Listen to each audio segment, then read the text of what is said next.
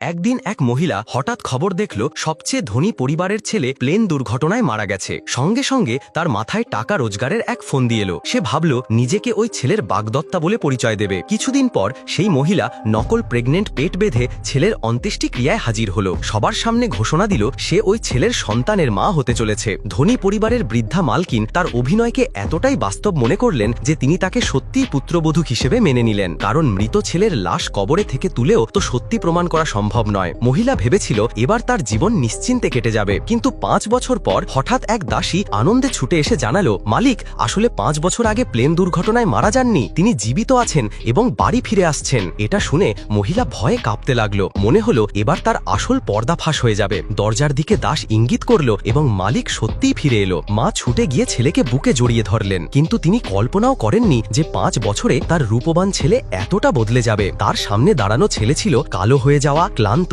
আর একেবারে সাধারণ চেহারার। পাশে দাঁড়ানো এক গ্রাম্য মেয়ে বলল, দুর্ঘটনার পর আমি তাকে সমুদ্র থেকে বাঁচিয়েছিলাম। যখন জিজ্ঞাসা করা হলো এতদিন বাড়ি ফিরল না কেন, ছেলে উত্তর দিল, আমার স্মৃতিশক্তি হারিয়ে গিয়েছিল। এটা শুনে মহিলা স্বস্তির নিঃশ্বাস ফেলল। ভাবল এবার সে নিশ্চিতভাবেই নিজেকে মালিকের স্ত্রী প্রমাণ করতে পারবে। কিন্তু পরের দিনই মালিক আবার আগের মতো দেখতে হয়ে গেল। তখন মহিলার ভয়ের কারণ তৈরি হলো, কারণ গ্রামের মেয়েটির চোখে স্পষ্ট বোঝা যাচ্ছিল সে এই ধনী ছেলেটির প্রেমে পড়ে গেছে। মহিলা কাউকেই নিজের স্বামী কেড়ে নিতে রাজি ছিল না, তাই মালিকের কাছে ঘনিষ্ঠ হওয়ার চেষ্টা করলো। কিন্তু মালিক স্পষ্ট জানিয়ে দিল, এই বাড়ি আমার চেনা লাগছে, কিন্তু এই তথাকথিত স্ত্রীকে আমি একেবারেই মনে করতে পারছি না। মহিলা শত ছবি দেখালো, স্কুল কলেজের গল্প বলল, তবুও মালিক রাজি হলো না। সে বলল, আমার পরিচয় সম্পূর্ণভাবে স্পষ্ট হওয়ার আগে আমি কোনো সম্পর্ক মেনে নেব না। তখন মহিলা তার সবচেয়ে বড় চাল খেলল, নিজের ছেলেকে সামনে এনে বলল, এই তোমার সন্তান। অদ্ভুত ব্যাপার হলো ছেলেটি সত্যিই মালিকের মতো দেখতে, তার চোখ একেবারে বাবার মতো। অথচ